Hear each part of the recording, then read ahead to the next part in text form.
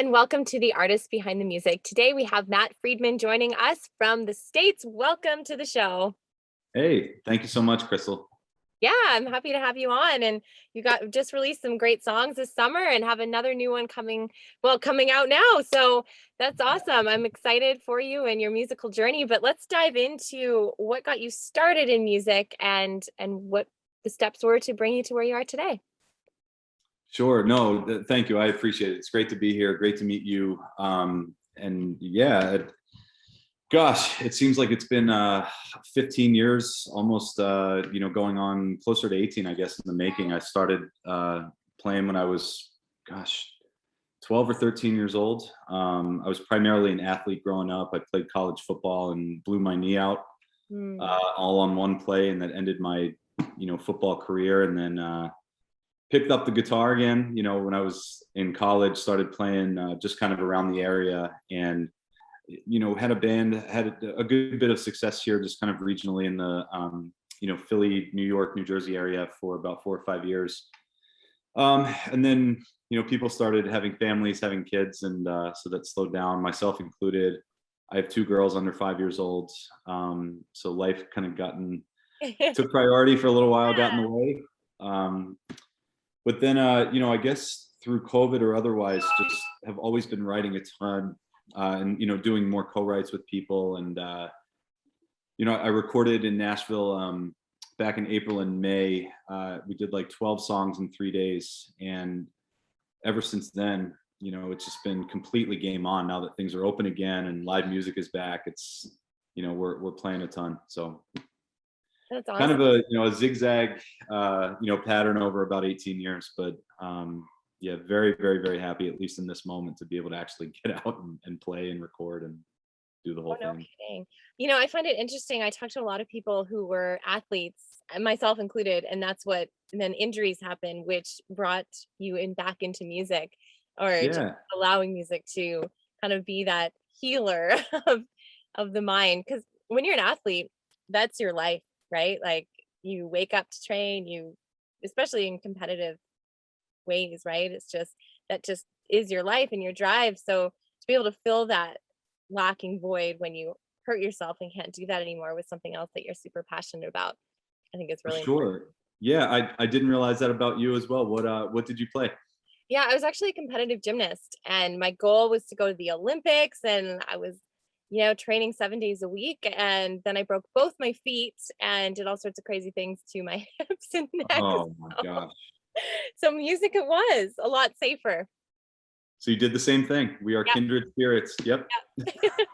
Athlete turned musician. And I think having that competitive athletic mindset really helps in the music industry, just to keep going and knowing you fall and you get back up and you keep going. Do you have any tools that you like to use to push yourself through those moments that seem challenging, and when everything feels like the no's are all around? How do you push through to find the next yes? That's a great question, man. I'm very community, I guess, oriented with everything musical. It's such an outlet. It's therapy, for me, as I'm sure it is for you and a lot of others. But when we do live shows around here, every one of our shows we give back to a charity. We do a digital sort of pickle jar, and Right. all of those funds get donated. So that for me is something I always look forward to doing. And the co-writing community has been absolutely on fire over the last year or so. I still try to do at least 5 or 6 a week. I shoot for one a day, but it doesn't always work out that way.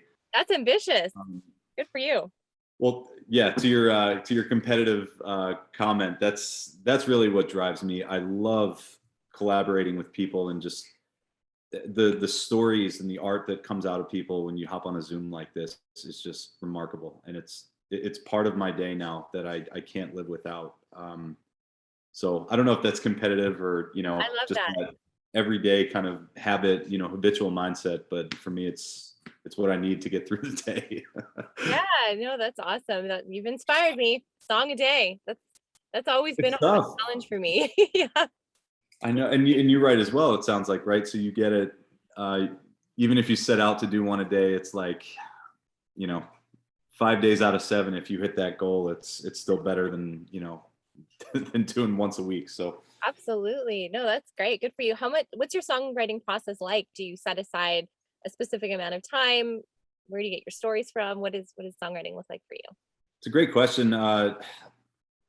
When I'm left to my own devices, I am just totally free flowing. I really just kind of let the inspiration hit, and being at home with two little girls and just having a completely full slate of things going on. There's no lack of just stuff, sensory imagery just flying at me all day long. So it actually, there's a lot of times where I'm doing something not in the mode of writing songs, where something hits. I'm laying in bed at night, I'm out for a run, I'm taking a shower or whatever, where some melody will hit, a lyric will hit, thinking about something.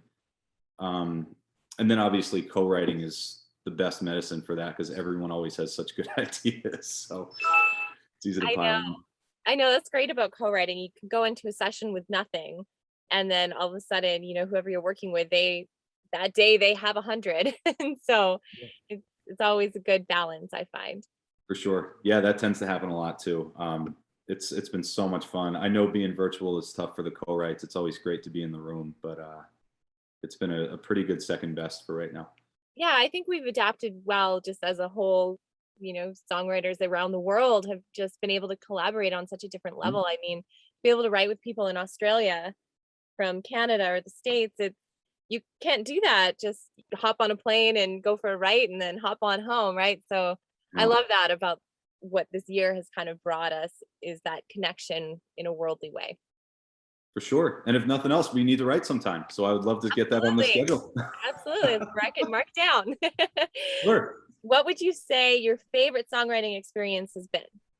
Do you have a standout song or experience that you've done? Um, Being in Nashville is just a different experience. So when I was there last, recording, writing, I had kind of a full slate of, basically a week when I was locked in the studio at Omni Sound and working with our production team. But then the amazing thing is that when you're there as an artist or as a songwriter, it's almost like going fishing with the ultimate tackle box on the best boat in the world.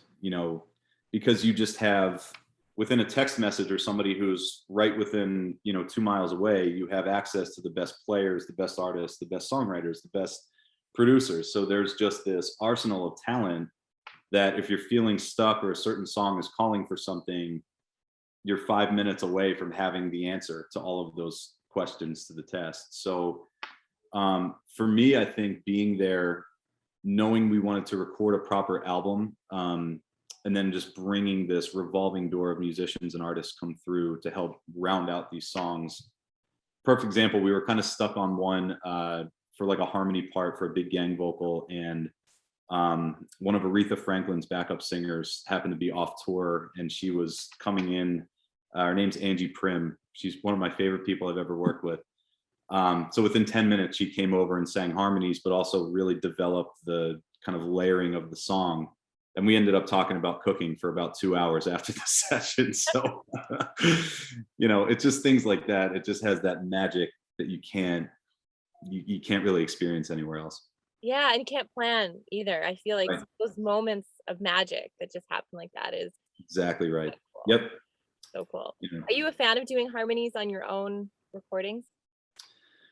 Oh geez. I try to. I tend to like have something in my head that I'm hearing, but I always would prefer to leave it to somebody more talented to actually execute it. I hear ya. So, I feel like harmonies is a whole just different animal. You can be the best singer in the world, and harmonies is just, you can be the best harmony singer in the world, but just swapping between that lead line and the harmony line, always find so interesting. It's just such a different animal. it is. Yeah, it's a special talent to be able, especially live. We've had people come in on our gigs just kind of unrehearsed that are just kind of shooting from the hip, but that is a gift from another world that Oh I yeah. certainly don't have. I have mad respect for harmony singers. Absolutely. Oh Mad my God. respect. Yeah. What Yep. would you say the biggest things you've kind of learned or grown over the past year and a half from just the way the world has shifted so drastically?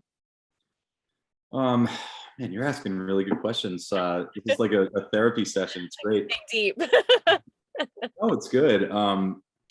You know, I've my wife had a fantastic quote. She's known me more than half my life. I'm 36. We met when we were 18, the first day of college, and I give her a ton of credit. You know, going through a time where we were very, very focused on family, music wasn't really as daily a part of my life as I'd wanted it to be. She kind of sensed something was missing for me, and you know, going into this whole COVID shutdown, she kind of audibly said to me, like, "You're a better person when you're playing music." And I guess the realization of that kind of lit a fire to now, you know, about a year later, I kind of sprung into action and realized, hey, maybe this next chapter of my life, you know, becoming a father again. My wife's, you know, 10 weeks pregnant right now with our third. So I'm going to very, very strictly devote myself to making music a daily habit and something that I'm very much committing to. So, Yeah. and you know, all the things that come with it, the people you meet, the relationships you'll have for the rest of your life, the outlet that it comes with, and then all the other stuff, you know, is kind of secondary of what happens commercially with the songs. But you know, I think that's a really great way to look at it too. Just what you said there, just whatever, regardless of what happens, in that success, use the air quotes, but you know, success can be so many different things with music. So what does success look like for you? yeah, you know, it's really a day-to-day thing. You know, right now, next weekend I'm opening up for Brett Young and Miranda Lambert at a festival. So, you know, that's solely focused on my mind right now. I have a new single coming out next Wednesday, so that was like a big, you know, milestone. And then I don't know, it seems like everything's happening very, very fast. But so I'm just trying to kind of manage the stuff that's coming at us right now and take it day to day. But I don't know. I'm just very big on family and community and doing the right thing by the people that have helped me and that are co-writing and helping me get this stuff produced. So I'm trying to stay grounded with all of that going on and trying to manage a pretty busy slate over the next few weeks. So No, that's we're gonna great. make it happen. Yeah, I think when we focus on what we love to do and just kind of stay present, then things just unravel. When we get caught up in the worrying about what's going to happen or like having expectations on what success should be for us, then you know that's when the downfalls come and the fear sets in. But I think when we stay focused and grounded on the things we love and just enjoy the process, it makes it a lot easier. No, that's a great way to look at it for sure. And I know that can be it can be very difficult. And I know a lot of people who put a lot of pressure on themselves to, you know, consistently put content out and always be, you know, trying to win the battle of the social sphere. And you know, and not to say that there's anything wrong with that, because there's definitely a lot that I need to learn from those people. But at least for me in this phase of life right now, with a, you know, family coming first, I'm really just focused on, you know, devoting myself to writing good songs and making those relationships right now. So That's perfect. Well, it sounds like you're on a good track with 5 to 6 songs a week. That's fine. that's pretty good. I like it. I like it. Well, let's Doesn't talk always about, happen that way, but yeah. it's The mindset's there. So that's the starting point. Let's talk about your new single. What was the inspiration behind it and how did that come to fruition? yeah, the new single's called Good Love, comes out on Wednesday. Just a very very fun, almost, you know, pop first kind of a thing. It was a little bit out of my element. I'm working with one of my co-writers who's become almost one of my best friends now because we write almost every day. His name's Mike Callie, and Mike is an absolutely brilliant singer, performer, songwriter in his own right. And he has this incredible pop sensibility. And when we kind of sat down, I didn't have anything specifically in mind, but I had sort of a melody for something really bright, really fun. And it was a, you know, just kind of a poppy love song written, obviously inspired by my wife, who, you know, even through another pregnancy, 2 kids at home, she's a night shift nurse, is just, you know, supportive of me and all this stuff that I have, this whirlwind happening in music right now. So just a quick little ode, you know, it was kind of a fun little, almost like a jingle type of thing that turned into this big kind of anthem-y pop song. But yeah, that's, I didn't want to overthink it. It was more just like a, hey, thanks for giving me, this level of love and support throughout our relationship. And, I was incredibly pleased with the way the production came out. So Yeah. yeah. Oh, that's awesome. I love that. And I think that's a theme that everyone can connect to right now, especially is just celebrating the good love in this world and focusing on the good stuff, right? Yeah. No, look, I'm a huge sucker for some sad country. Trust me. I grew up on it. If you grow up in the 90s, it's kind of all Oh we had. yeah, that's the best kind. I know.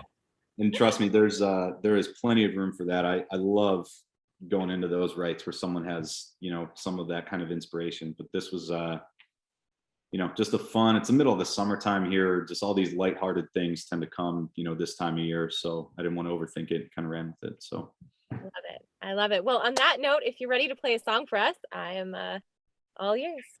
awesome. Yeah, this is Good Love. So I'll give it a quick rip. Hope I remember all the words. If not, I'm just gonna make them up. That's perfect. That's perfect. Awesome.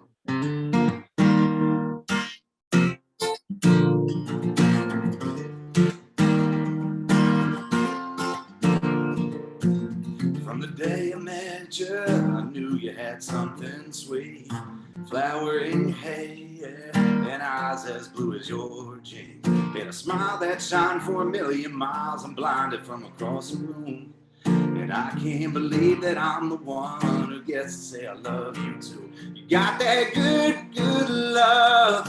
Brings me to my knees. Got that good, good sugar that's always nice and sweet. Wanna bring you home to mama, you belong in my family tree. Give me that good, good love. Girl, it's all I need, it's all I need. Yeah.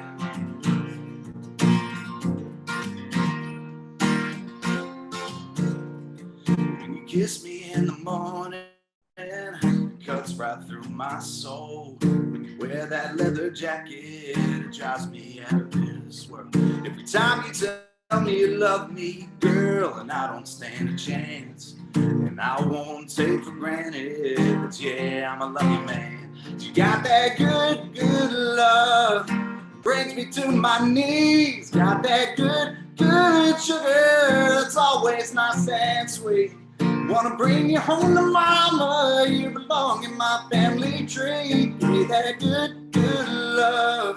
Girl, it's all I need, it's all I need. Girl, it's all I need, yeah. Yeah, girl, I gotta have it. And I wouldn't have it any other way, 'cause you got that good, good love. Brings me to my knees. Got that good, good sugar that's always nice and sweet. Wanna bring you home to mama, you belong in my family tree. Give me that good, good love. Girl, it's all I need, it's all I need. Yeah. Girl, it's all I need, yeah. Woo! All right. I love that song. So good. So catchy. So I hope catchy. it came through okay. You never know with these Zoom things, but No, you sound great. And yeah, catchy. I'm gonna be singing that all day. So good. thank you. I Cool. appreciate it. Yeah. Well, thank you so much for being on the show. It's been great chatting with you and hearing your acoustic version of Good Love. So good. So good. Thank you so much. I really appreciate it. Absolutely. I always love to wrap these episodes up with the question, if you had one message to share with the world, what would it be? Oh my gosh. Wow. You've asked some incredibly insightful questions. I haven't had enough coffee yet. I don't know. This process, if it's taught me nothing else, is just kind of stay true to you, because there's so many ways to get influenced by other people and play the competitive game and watch other people. And you feel like you're watching the scoreboard all the time. But when you slow down and really just do the stuff that makes you feel good, I think that's where all the good stuff is in this business. So just stay true to yourself when you're doing it. That's perfect. And that's pretty much the theme of what we kind of chatted about today. So that sums it up perfectly. Well, Matt, thanks again for being on The Artist Behind the Music, and I can't wait to hear new music from you. Awesome. Thank you so much. Great to meet you. You too.